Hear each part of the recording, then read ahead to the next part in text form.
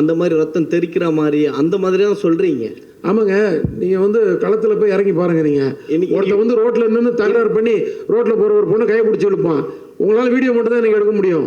உங்களால் எதிர்த்து கேட்க முடியும். உங்களால் எதிர்த்து கேட்காது. கேட்டிங்கன்னா உங்களுக்கு தான் பிரச்சனை. இப்போ உங்களால் எதிர்த்து கேட்க முடிச்சுக்கிறானா அவன் மேலே தான் கேஸ் போடுறதுக்கு 10 பேர் ரெடியாக இருக்கான். ஆனால் கையை பிடிச்சி இழுத்தா வந்து ஈஸியாக போயிடுவான். அந்த மாதிரி சூழ்நிலையில் தான் நம்ம இருக்கோம். இன்னைக்கு அவனெல்லாம் அடிச்சு உதைக்கிறதுக்கு ஒரு ஹீரோ வேணும். அதை நம்ம செய்ய முடியாது. நம்ம அதை வந்து நான் படம் மூலமா நான் செஞ்சிருக்கேன். நீங்க கேட்டீங்கல்ல மீடியா வந்து சட்டை பிடிக்குமான்னு, வீடியோ எடுக்குமான்னு கேட்டீங்கல்ல. அந்த வீடியோ எடுத்து நான் வீடியோவை சொல்ல. வெரி சாரிங்க, நான் மீடியாவை சொல்ல, நான் மக்களை சொல்லிட்டு இருக்கேன்.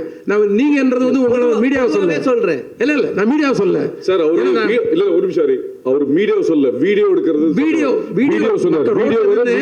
எல்லாம் வீடியோ தான் நம்மளால எடுக்க முடியாது. நமக்கு ஆதங்கம் வந்து அந்த வீடியோ போட்டு இப்படி அநியாயம் பண்றாங்க பாரு, அவ்வளவுதான் போட முடியுது. ஆனா அதை வந்து சினிமா மூலமா நம்ம வந்து நிறைவேற்றி காட்டுறோம்.